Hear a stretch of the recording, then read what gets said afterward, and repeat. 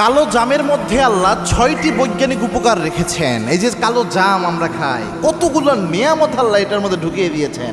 একটা আর্টিকেল পড়ে আমি অবাক হয়ে গেলাম, আল্লাহু আকবার। এটা নিয়ে চিন্তা গবেষণা করলে আপনি অবাক হবেন যে আল্লাহ এতগুলো নিয়ামত সমৃদ্ধ করেছেন এই জামকে। এই জন্য কোরআনে একটা আয়াত এসেছে, আল্লাহ রাব্বুল আলামিন জানিয়েছেন 1450 বছর আগে, ওয়ায়াতাফাক্কারুনা ফি খালকিস সামাওয়াতি ওয়াল আরদ, আমার যত সৃষ্টি রয়েছে গোলামরা, আমার সৃষ্টিগুলো নিয়ে একটু চিন্তা গবেষণা করো। এত সুন্দর সৃষ্টি কারো হয় না। ফাতাবারাকাল্লাহু আহসানুল খালিকিন। এই সৃষ্টিগুলো নিয়ে গবেষণা করলে এমনিই মাথা নত হয়ে আসে। আবার আল্লাহর হাবিব বলতেন, লিকুল্লি দাইন দাওয়া, এই পৃথিবীতে যত রোগ আল্লাহ দিয়েছেন এই পৃথিবীতেই শেফা দিয়েছেন।